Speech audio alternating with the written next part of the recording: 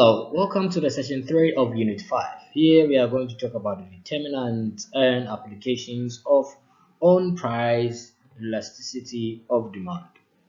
On-price elasticities vary greatly among different products and services.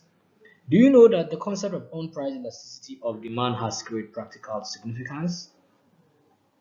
Well, in this session we will examine some of the factors that amount for differing responsiveness of consumers to price changes.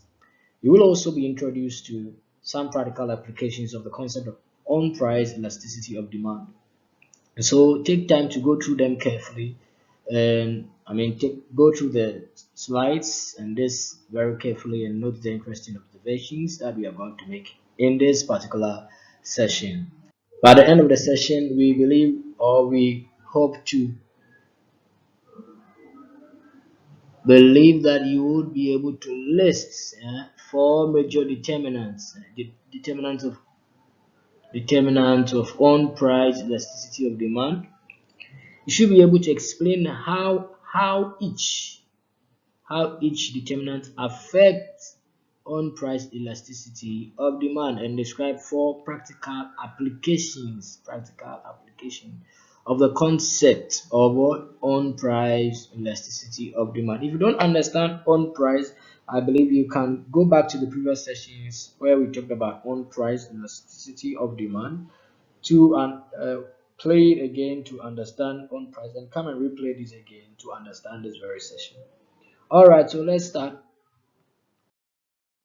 Now, talking about determinants of on-price elasticity of demand, we can't just say that we will determine the on-price elasticity of demand in each individual situation. However, the following generalization can be very, very helpful. We can look at the nature of the commodity, the availability of substitute goods.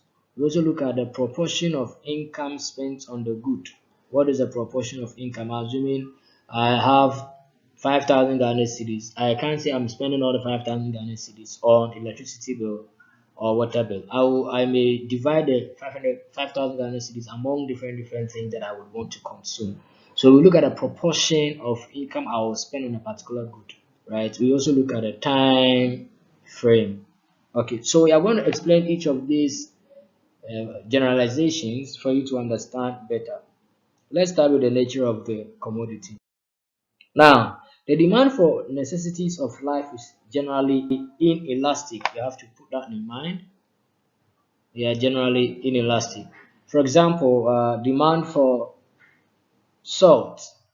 Demand for salt. At all times, people will need salt in their food. So no matter how the price of salt will go, consumers will still consume it. So you see that when you are drawing the demand curve, it is going to be vertical.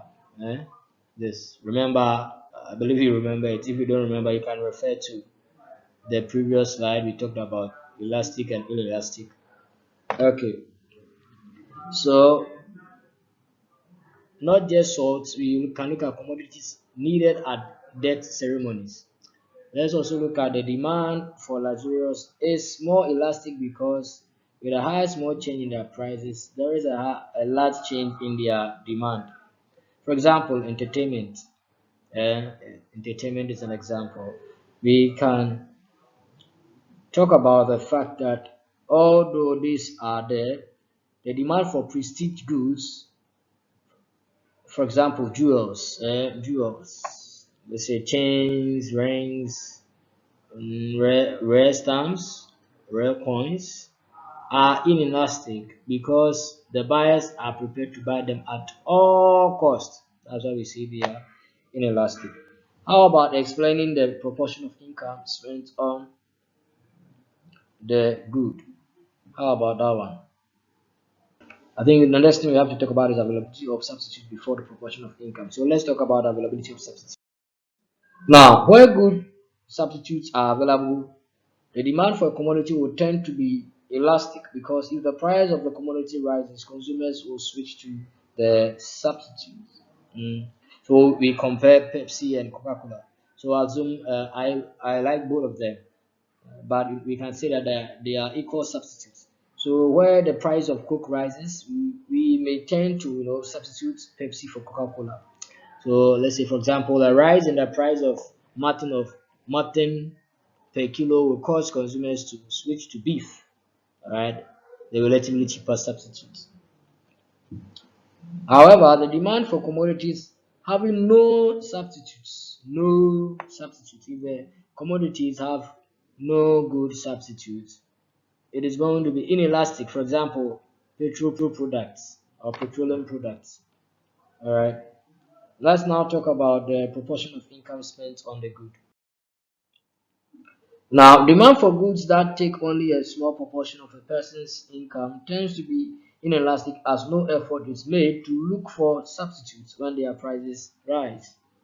Demand for goods which take a large proportion of the consumer's income is likely to be elastic. For example, let's talk about fridges and other household electrical appliances. Such tends to be elastic because we believe that, it may be something like a necessity for every consumer to have some form of household appliances, so the demand may tend to be elastic. Now let's talk about time. Now elasticity of demand can vary over time. Vary means what? Change. So we can say that it can change over time. Now the immediate reaction to a price change could be large, so that demand appears to be what? Elastic. Now, for example, higher taxes on cigarettes leading to higher prices may cause a lot of people to give up smoking. However, the habit may prove too strong to give up, and after some time will resume smoking. Because probably people have been addicted to it. Those who have been addicted to it, it takes time for them to stop smoking. Now let's go and talk about applications of price elasticity of demand. Now the concept of price elasticity of demand has great practical significance, as seen in the examples we're going to talk about. The revenue changes are examples of the significance of own price elasticity.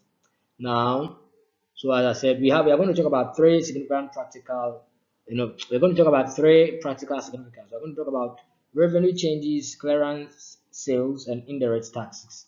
So let's look at revenue changes.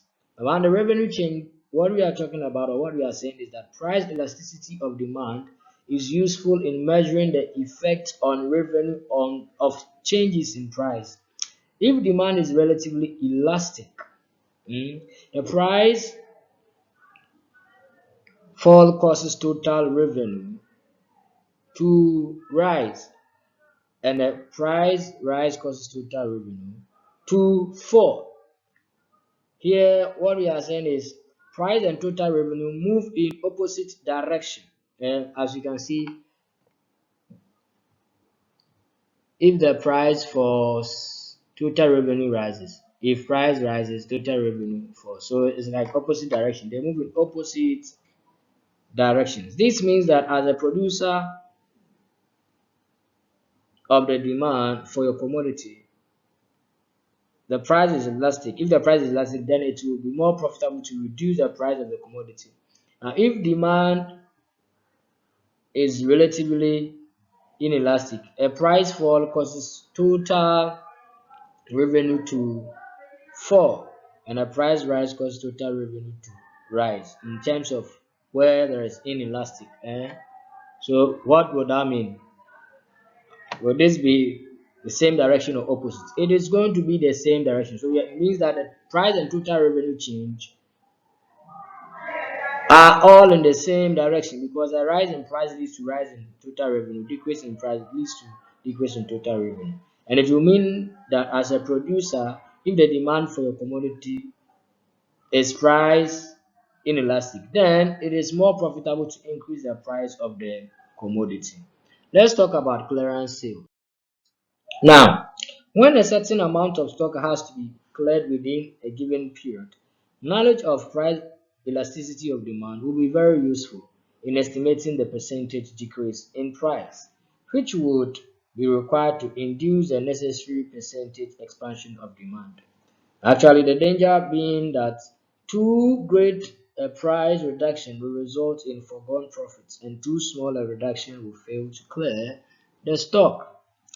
And that will lead us to talking about indirect taxes, which is going to be our last point in this session to talk about. Now, assume the finance minister wishes to increase tax revenue by increasing taxes. He will need to impose a tax on goods with relatively inelastic demand. Perhaps that is the more reason why petroleum products are used very often. If he seeks to discourage consumption of imported goods through the imposition of tariffs, he will be more successful where demand is relatively elastic. This will bring us to the end of this particular session. In the next session, we are going to talk about cross price elasticity of demand. We'll do some small calculation, which will be very, very interesting. And so, forgive me if you do not really understand this session. You can play the session over and over and play it slowly so that you can understand it, and then you'll be able to move to the other sessions likewise. See you in the next session. Until then, we say thank you.